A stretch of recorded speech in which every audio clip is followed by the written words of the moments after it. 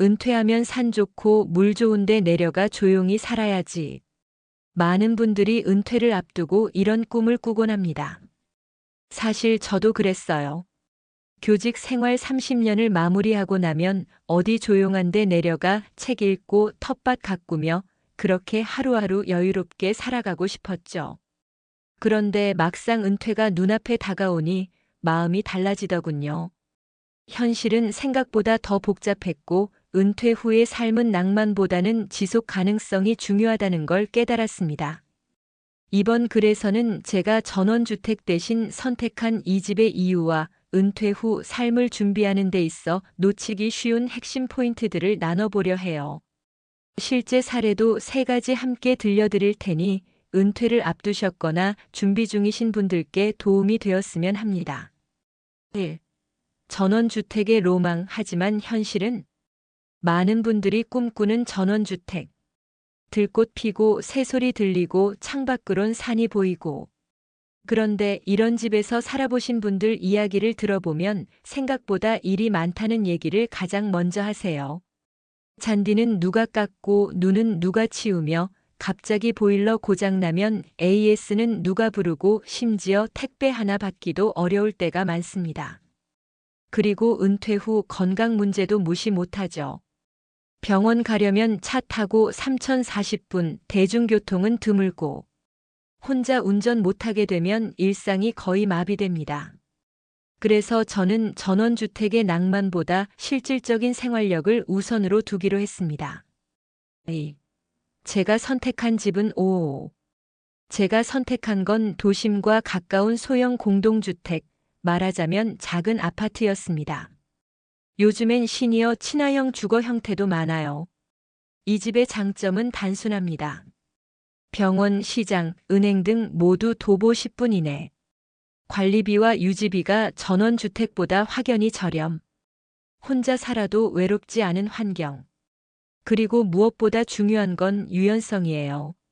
언제든지 집을 정리하고 요양시설로 옮길 수 있고 자녀들이 오가기도 편합니다. 3. 왜 이런 선택이 현명한가 실제 사례 3가지. 사례 1. 65세 김 선생님의 후회. 김 선생님은 은퇴하자마자 충북의 한 시골 마을로 내려가 전원주택을 지으셨어요. 처음엔 여기가 천국이야 하셨는데 겨울에 보일러가 얼고 여름에 배수 문제로 곰팡이 생기고 한 번 크게 아프셨을 때는 병원까지 1시간 걸려 응급처치도 못 받으셨죠. 결국 2년 만에 다시 도시로 올라오셨습니다. 전원주택을 팔려고 했는데 매수자가 없어 아직도 안 팔렸다고 하시더라고요. 사례 2. 60대 초반 윤 선생님의 생활 밀착 전략. 윤 선생님은 서울 외곽의 20평짜리 아파트로 옮기셨어요.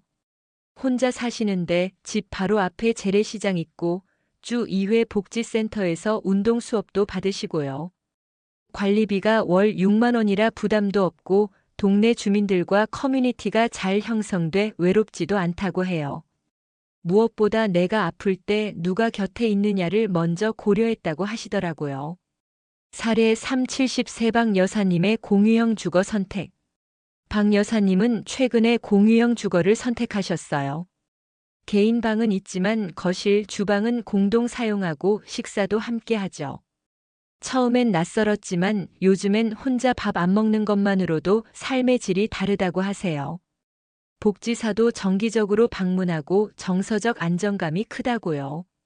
4. 결국 은퇴 후 삶에서 중요한 건 함께 살 수 있는 힘. 은퇴 후 집을 고른다는 건 단순히 살 집을 고르는 게 아닙니다. 앞으로의 삶을 어떻게 살아가고 싶은지 그 철학을 담는 일이에요. 건강이 나빠졌을 때, 외로움이 찾아올 때, 경제적으로 불안할 때, 이 모든 걸 감당할 수 있는 생활 기반을 먼저 만드는 게 중요하더라고요. 저는 그게 곧 집의 힘이라고 생각합니다. 마무리하며, 혹시 지금도 은퇴하면 어디 내려갈까? 고민하고 계신가요? 물론 전원주택도 좋습니다. 하지만 낭만만 보고 결정하지 마세요. 내가 직접 살아야 하는 공간은 현실적이어야 합니다.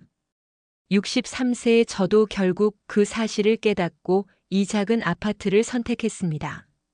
아침이면 창밖으로 출근하는 사람들 보며 커피 한잔하고 오후엔 복지관 가서 책 읽고 가끔은 친구들 불러 집에서 고기도 구워 먹습니다. 전원은 없지만 삶이 있습니다. 그게 저에게는 더 큰 행복이더군요. 여러분도 그런 선택 할 수 있으시길 바랍니다.